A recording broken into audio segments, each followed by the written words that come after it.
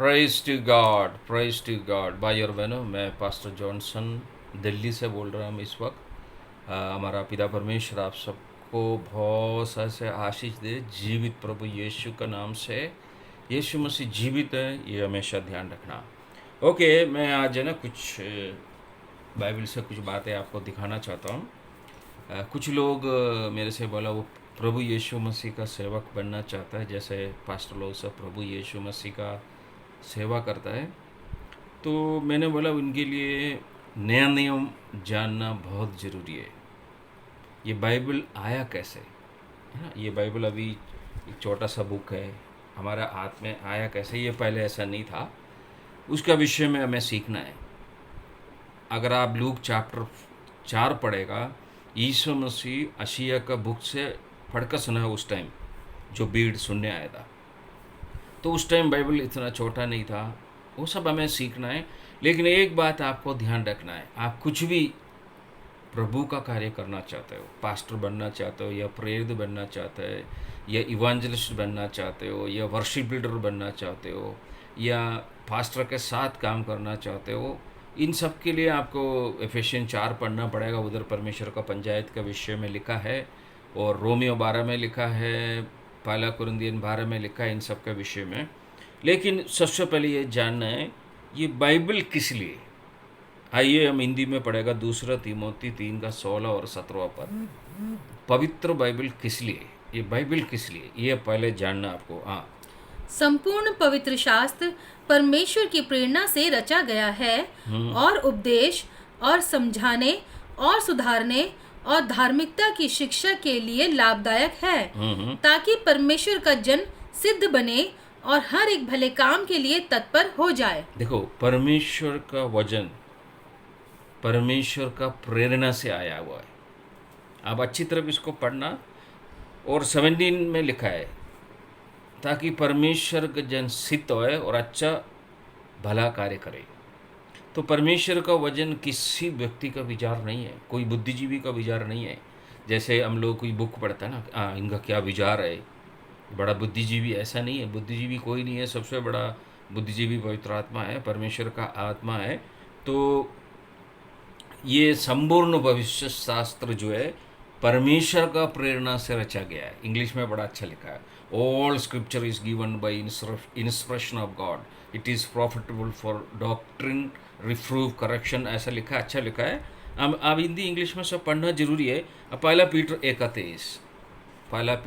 1:23, क्योंकि तुमने नाशवान नहीं पर अविनाशी बीज से परमेश्वर के जीवते और सदा ठहरने वाले वचन के द्वारा नया जन्म पाया है। हाँ, देखो, आपका मेरा नया जन्म हुआ है। अगर किसी का नहीं हुआ तो होना है। तो नया जन्म किस बेस पे हुआ है? वचन का अनुसार हुआ है, परमेश्वर का वचन का अनुसार हुआ है, और ये नाशवान नहीं है। एक बार और पढ़े, इसको समझने का कोशिश करो। पहला पीटर 1:23 एक बार और पढ़ ले, सुनने का, समझने का कोशिश करो। हाँ, क्योंकि तुमने हाँ। नाशवान नहीं पर अविनाशी बीज से परमेश्वर के जीवते और सदा ठहरने वाले वचन के द्वारा नया जन्म पाया है। तो हमारा नया जन्म नाशवान नहीं है। हमारा अंदर का जो आदमी है उसका नया जन्म हुआ है। ध्यान रखना, नया जन्म हुआ, जिसका नया जन्म हुआ है वही प्रभु के लिए अच्छा कार्य कर सकता है, ये भी ध्यान रखना। एक और देखेगा, दूसरा पत्रोस 1:20 और 21। पर पहले यह जान लो कि पवित्र शास्त्र की कोई भी भविष्यवाणी किसी के अपने ही विचारधारा के आधार पर पूर्ण नहीं होती, क्योंकि कोई भी भविष्यवाणी मनुष्य की इच्छा से कभी नहीं हुई, पर भक्तजन पवित्र आत्मा के द्वारा उभारे जाकर परमेश्वर की ओर से बोलते थे। देखो, इसमें और भी क्लियर है, इसको आपको बहुत दिल से आपका बाइबल से पढ़ना है। फिर ये क्लियर लिखा है, ये जो बाइबल आया है वो इंसान का विचार से नहीं आया, किसी इंसान का विचार नहीं है ना। हमारा संविधान में इंसान का विचार है, इंसान कहीं भी चीज़ है, इससे बाइबल से भी निकाला हुआ है। वो संविधान पढ़ने से, फिर बाइबल पढ़ने से पता चलेगा। तो बाइबल जो है पवित्र आत्मा का प्रेरणा से रचा गया, इसमें किसी बुद्धिजीवी को कोई अधिकार नहीं है। ओके, एक और हम देखा गलातियों का पत्री 1:1। पौलुस की, जो ना तो मनुष्य की ओर से और ना मनुष्य के द्वारा, वरन यीशु मसीह और परमेश्वर पिता के द्वारा, जिसने उसको मरे हुए में से जिलाया, प्रेरित है। हाँ देखा, अब गलातियों का पत्री एक में लिखा है ना, ये जो बुक आया है, ये जो गलातियों का पत्री आया है, यह प्रेरित को पौलुस को प्रेरित बनाया है। ये सब इंसान की ओर से नहीं ना, इंसान का द्वारा है। परमेश्वर पिता और यीशु मसीह का द्वारा ऐसा लिखा है। लिखा हुआ बात को कोई भी मिटा नहीं सकता। देखो एफेशियन 3:5, इसमें एक बहुत बड़ा भेद प्रकट हुआ है, उसका विषय में ये लिखा है।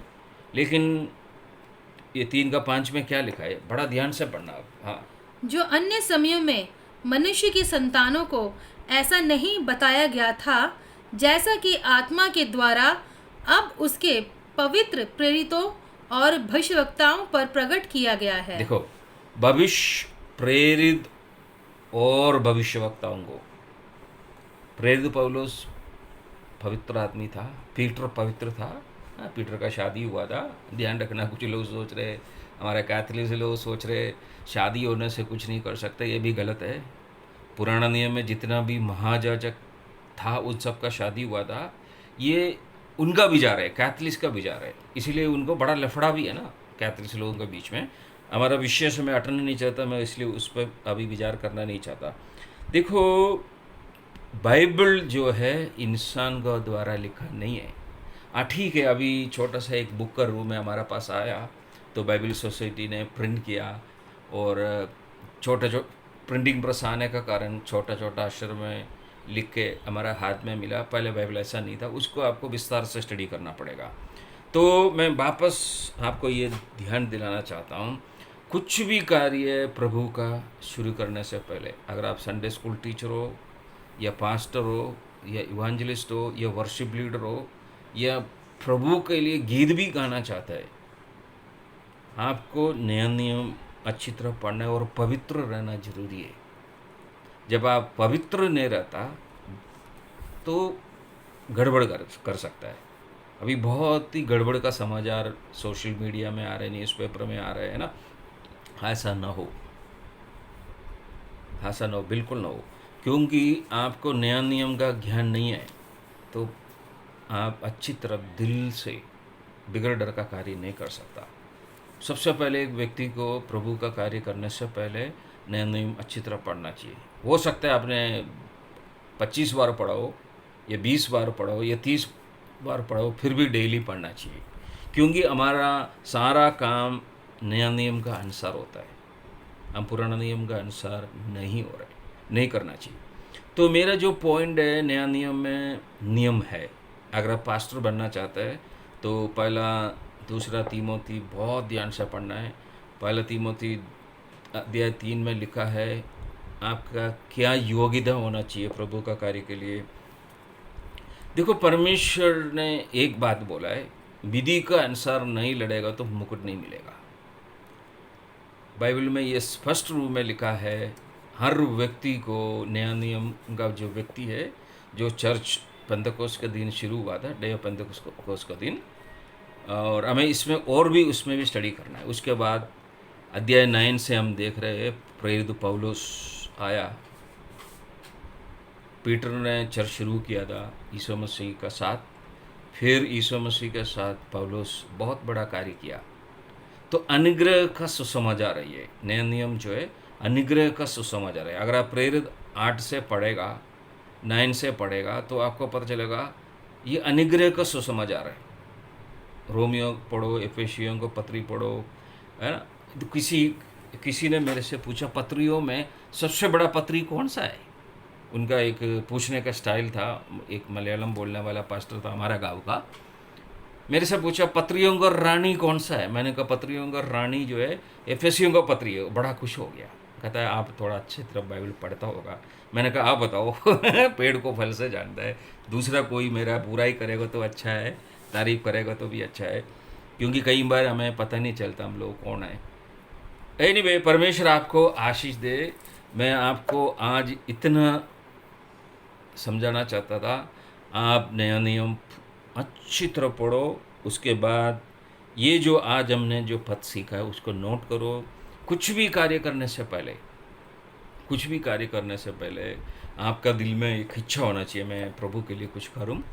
कई लोगों को उनका बुलावट का पहले से पता चलता है। प्रेरित पौलुस को पता चल गया था उसका क्या बुलावट है। जब उसको बुलाया था अनन्यास ने, एक छोटा चेला, देख ध्यान रखना, बहुत बड़ा कोई प्रेरित या बहुत बड़ा बिशप नहीं है, छोटा सा एक चेला था अनन्यास ने आके पौल का सिर पे हाथ रखा, उनके लिए प्रार्थना किया, है ना। तो ध्यान रखना, हमारा बुलावट को जानना जरूरी है। और परमेश्वर पक्षवादी नहीं है। यीशु मसीह अपना चेला लोग द्वारा आज भी कार्य कर रहे हैं। दूसरा कुरिन्थियन 6 में लिखा है, ये अनुग्रह का टाइम है अभी भी, है ना। अभी लोग यीशु मसीह का दोबारा आने का प्रीचिंग कर रहे हैं, टीचिंग कर रहे हैं, मैं भी करता हूँ, जरूरी है, लेकिन आज भी अनुग्रह का टाइम है। अगर कल यीशु मसीह आ गया तो अनुग्रह का टाइम खत्म हो जाएगा। हम आने वाला समय में इस विषय में और सीखेगा। इसलिए आपसे मेरा निवेदन है, मेरा रिक्वेस्ट है, नया नियम को अच्छी तरह पढ़ो और ये जो बातें हमने आज बाइबल से देखा है उसको आपका हृदय में उतारो। आइए हम प्रार्थना के साथ आज का छोटा सा बाइबल स्टडी समाप्त करेगा। स्वर्गीय पिता परमेश्वर, हमारा जीवित प्रभु यीशु मसीह के नाम से आपका धन्यवाद, क्योंकि आपका लिखा हुआ पवित्र वचन हमेशा पवित्र है और हमेशा जीवित रहेगा। सब कुछ हटेगा पिता, ये दुनिया हटेगा, आप नया स्वर्ग, नया भूमि बनाना वाला है, नया आसमान बनाना वाला है, सब कुछ नया होगा, लेकिन परमेश्वर का वचन में बदलावट नहीं आएगा।